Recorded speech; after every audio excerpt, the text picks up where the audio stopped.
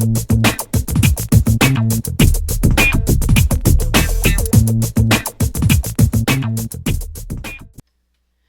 everyone, this is my entry in Vicky's challenge. Hi Vicky.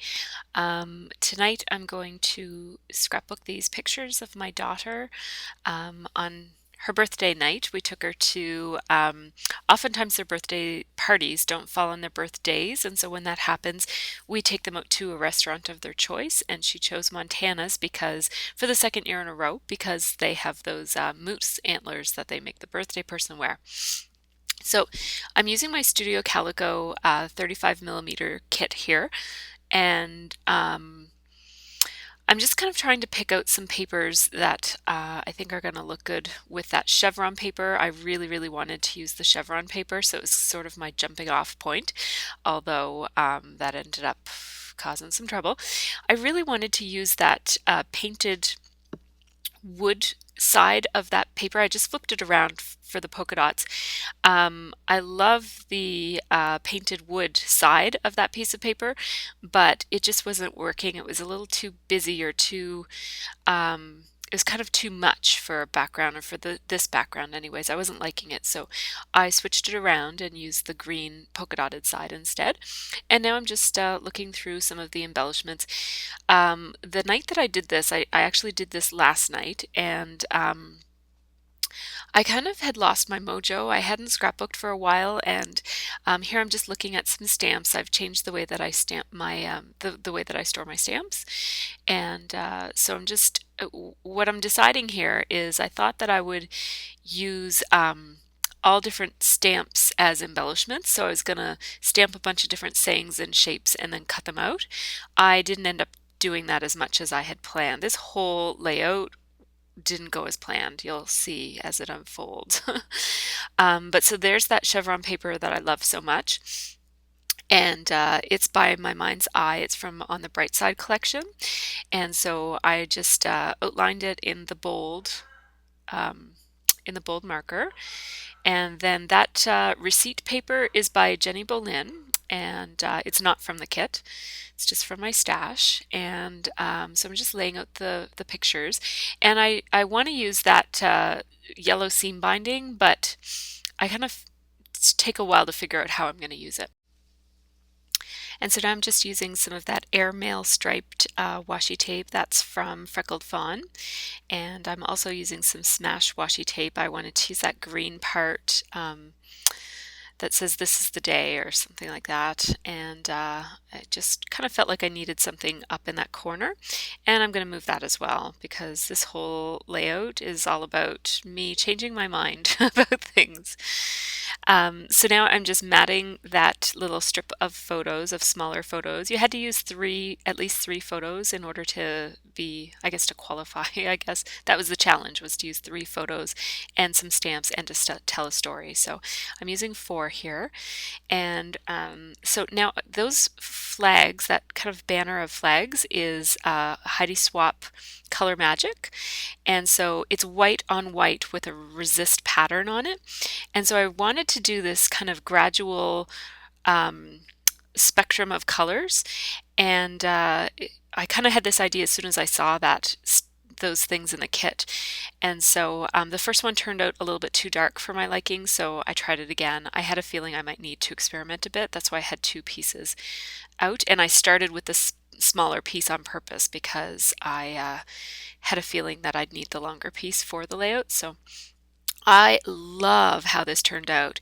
This was sort of the turning point for me, because I love that banner so much. And look what happened. See, the banner gets lost. The place I was going to put it is right there. And it doesn't work there at all. Even if I line it with marker, with a broad tipped marker, it's still going to blend in way, way, way too much. So I kind of experiment with some other little places to put it on the layout, and I'm just not liking any of it. I'm just not digging the banner up in the corner look. So I decided to take off the chevron paper that I love so much. And now the banner, which was inspired by the chevron paper, the chevron paper is no longer in, it's kind of like the inspiration for the whole layout was now gone. So I decided to punch those little butterflies out of the chevron paper so that at least there'd be a tiny part of the beginning point for and I chose those colors for the banner specifically because they matched that chevron paper. So yeah. Anyways, yeah, so if you want to know what colors I use, they're all old Mr. Huey's inks that I used, and I can tell you what they are if you just ask me. Just leave me a comment if you're interested. And so now that's just the bag that the kit comes in. I use paper bags a lot for layering, especially now that I have lots of them around my craft room. And so I'm kind of liking how this is coming together without that chevron paper. So I kind of think about using it again, and then I'm like, yeah, no, that's not going to work. So, and again, that yellow seam binding, I can't seem to decide what I'm going to do with it. So I decide to outline some of those butterflies. So that's sometimes what I do when I can't think of anything else to do. I just grab my pens and start outlining stuff, and then sometimes an idea will come to me. So, yes. Those are punched with Martha Stewart, and the chevron paper I think I've mentioned is my mind's eye, as the background paper is also my mind's eye, and the receipt paper is Jenny Boleyn. So, yeah, so okay, then I decide that I'm going to pop dot that strip of photos. And what else will I do here? Yes, then I decide I'm going to stamp on this paper bag, which ends up being a mistake because the pattern is too bold and it competes with the patterns that are on the banner. So you'll see when I put it all together, it's too busy, especially up close. I don't think you can tell in the video, but so I just fold the paper backwards, the paper bag inside out now, and that looks better. You can see a very faint trace of the stamp because the paper bag is so thin, and I kind of like that. Like it's just an added detail on that paper bag, but it's not as bold as it was when the paper bag was with the stamping on the outside. So I kind of like how that turned out. Lots and lots of mistakes and kind of not really mistakes, I guess, changing my mind about the way things look. And after I stamped those chevrons, or sorry, those hexagons, I hated them. So this layout is full of problems and mistakes, but anyways, I do like how it turns out in the end. It's just, it was a very painful process. So there, I'm just gluing down those butterflies, and I put one of those Prima buttons, the wooden buttons that came in the Studio Calico kit, and a little twinkle goosebump on the other one, on both of them actually. Then I'm just adding a little bit of cluster to that top of the receipt paper. And I think I'm going to finally decide what to do with the yellow seam binding. No, I'm still going to play around with it a little bit longer, I guess. There we go. That's where I'm going to end up putting it. So I staple it so that the staples fall behind the photo. And then I'm just gluing everything together so it doesn't flop around so much. Putting the date on that piece of washi tape. And now I'm going to do my journaling. So for once, I'm doing my journaling before I put everything down, which makes it a lot easier to rest your hand on the layout. And so I will read for you the journaling. It says, Olivia talked about the moose antlers at Montana's all year long. Although she did go to Montana's on her birthday last year and wore the antlers then, I had to work that night, so I didn't get to see the sheer joy of a girl wearing moose antlers. But this year I did. So now I'm just taping down those elements, committing, and adding a little twinkle goosebump. And so I tried to spread the twinkle goosebumps around the layout. They end up in 3 different places. Right now you can see that they're in two, so I'm going to add some down in that other cluster in the bottom that hasn't happened yet where the other hexagons are. I stamped hexagons where I planned to put the clusters. And now I start stamping. That's an Amy Tan stamp that I'm using. It's the one that says all you need is love and then there's a blank. And so I'm stamping it onto that's actually some packaging from an old Making Memories kit. One of those clearance bags that you could get a couple years ago. So I'm putting moose antlers in the blank. And then I'm looking for my ruler and I can't find it, so I just used a CD case to tear that straight. Stapled her on and added another twinkle goosebump, but oops, taking it off and gonna put a butterfly instead. Gotta line it first. There we go.